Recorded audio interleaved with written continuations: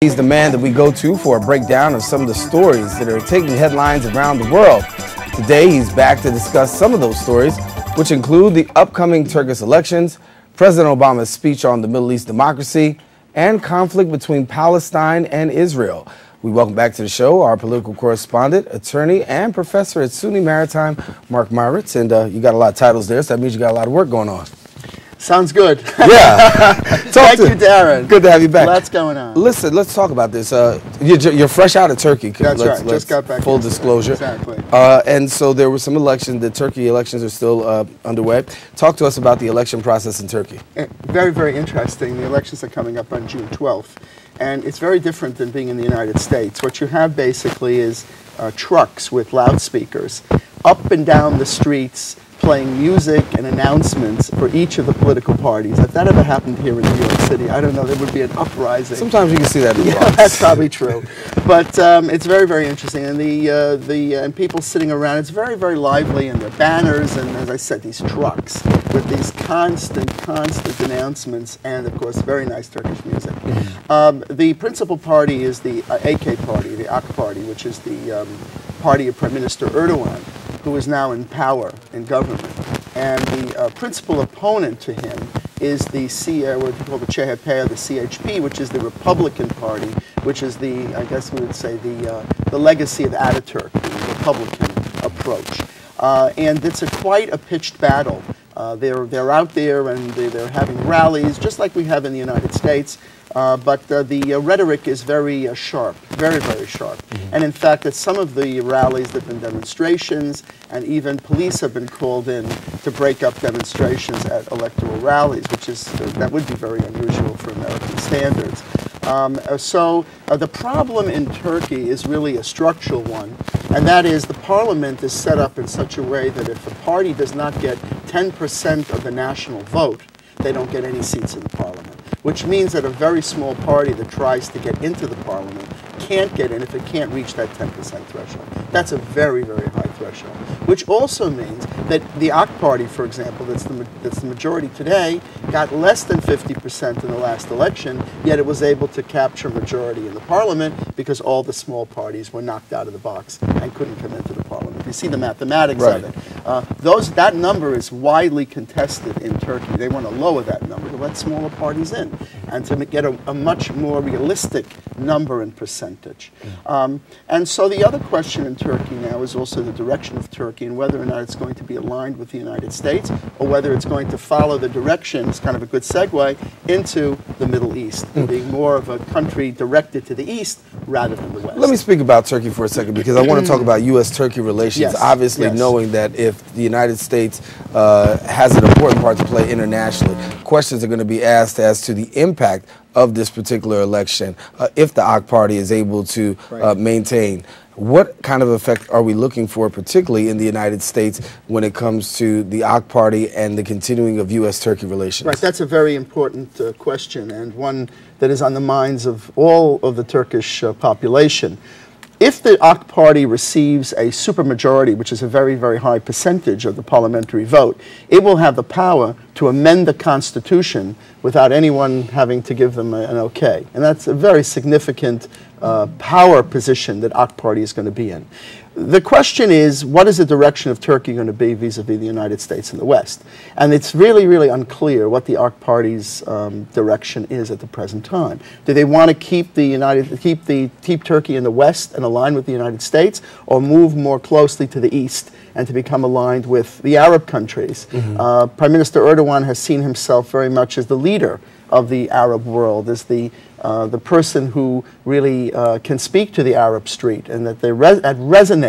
He's very, very, very popular in the Arab world. But what's happened recently is this whole new development of these developing democracies and these revolutions in the Middle East. That sort of changes and puts into question what happens now. For example, in Libya, where you have a really serious revolution, where the government is really killing the protesters, that's been a big dilemma for Turkey, because Turkey had literally billions of dollars of investments in Libya. They didn't know what to do about that, but ultimately they kind of sided with the rest of the world and NATO in terms of being opponents to Gaddafi. But in the beginning, they were not very, very sure. Talk to us a little bit about the president's speech, because you talk about the Middle East. Yes. President Obama, big speech talking about the Middle East, imploring for democracy and seeing democracy take place in the Middle East. What kind of effect are we seeing coming out of President Obama's speech? Are a lot of buyers, or are there sellers?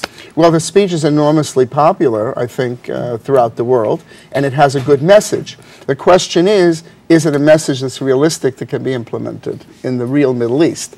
The problem is that these are countries that perhaps don't have the institutions of democracy. You know, we take for granted here that we have an election day, we go and vote, we have an orderly election process, the people that get elected go into government and the others go out of government. Well, that's not a case in many countries in the world. Now, for example, taking Egypt as a very good example. In Egypt has been under Mubarak's dictatorship for many years. There have been no political parties flourishing in that country whatsoever. At the present time, the only organized power base in the Egyptian society, there are really only two, the military and the Muslim Brotherhood. The Muslim Brotherhood is extremely organized. The problem is that if they're now going, now actually they're deferring a lot of these elections and these developments, but when the day comes to have elections, what's going to happen? Is there going to be a vigorous debate between the Muslim Brotherhood and opposing parties, or is the Muslim Brotherhood just going to take control of Egypt? And was that the objective of the Tahrir Square? This is very questionable.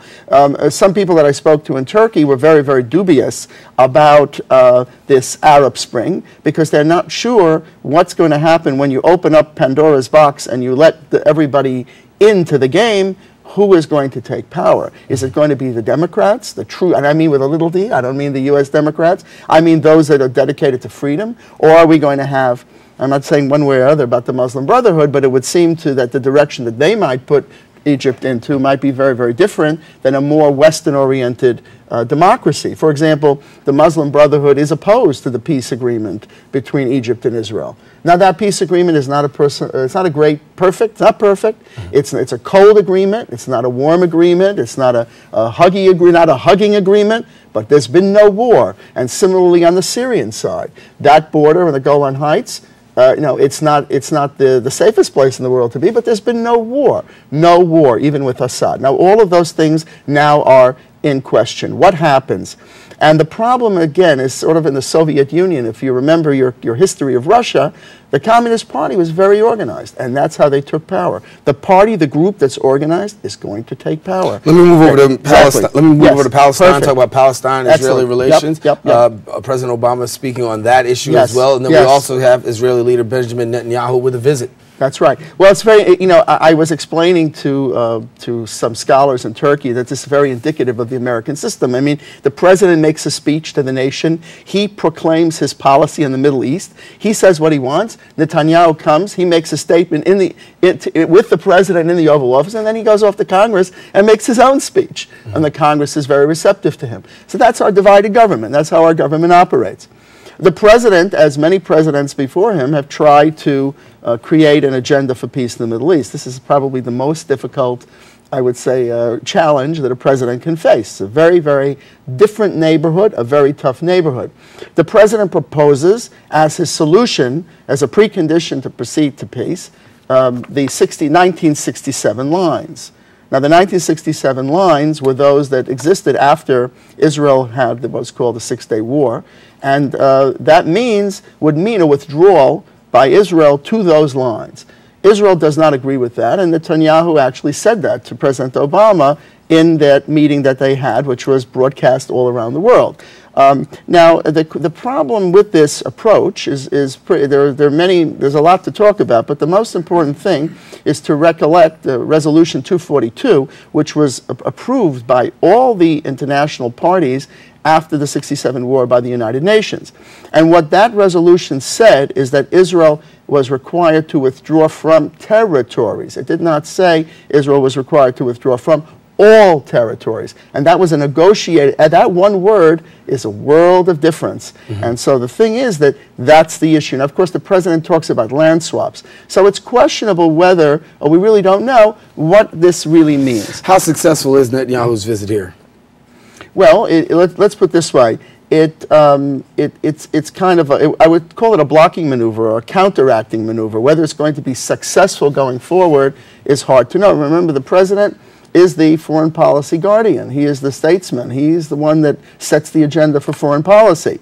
So at the present time, what you do have is a very receptive Congress, a supportive Congress. Congress has traditionally been very supportive of Israel. And so I do not believe that any solution that comes up that can be generated here is going to be very detrimental to Israel. The other thing that the president mentioned related to Hamas, because the Palestinian Authority now has entered into a unifying agreement with the Hamas group that runs Gaza. And the president made clear that that Hamas must recognize Israel and come to the table, and they refuse to do that. It's impossible to conceive of a peace agreement with Hamas so long as Hamas maintains that position. You can't negotiate with someone whose charter is basically to destroy you. If they wish to come to the table, which would be prudent for them to do, they would then have a basis on which to proceed. That was the roadmap to peace, which was American foreign policy. Renounce terrorism, come to the table, and negotiate all the points. So long as Hamas does not do that, then it's questionable whether the president's policy can actually be implemented. Before I let you get out of here, I got to let you have a comment on Sarah Palin. Well, Sarah Palin was riding around in a motorcycle, I guess, with Vietnam veterans, and then she got into her SUV and she came into New York and she had dinner with Donald Trump. I mean, that also sort of speaks for itself. It just shows you that how American politics can go from the literally profound to the, I don't know if the word is ridiculous, sublime, who knows, surreal. The idea of Donald Trump as the vice presidential candidate with Sarah Palin as a presidential candidate will definitely be an interesting election, but I don't think it's ever going to happen. Sarah Palin is the unknown. Look, she came out of nowhere. She became the vice presidential candidate. She does have a constituency. She does have people backing her. And there are some who say, listen, she spent the last 4 years working on her game. She's been working hard. She ratcheted up her publicity, her image. People know her. She's a household word. Her daughter was on Dancing with the Stars. You know, how much more fame can you get from that with mom sitting in the audience? She knows how to parlay herself. She has a lot of image, and that image will go a long way. After all, it's American presidential politics, which is at least 50+% image. We know that from the last presidential election. President Obama, fantastic charisma, great image, he wins. He still has all of that, but Sarah Palin comes along with her own message, and we have to see what happens. Our message, 3 words, to be continued. Absolutely. Look forward to it. All right. Thanks a lot.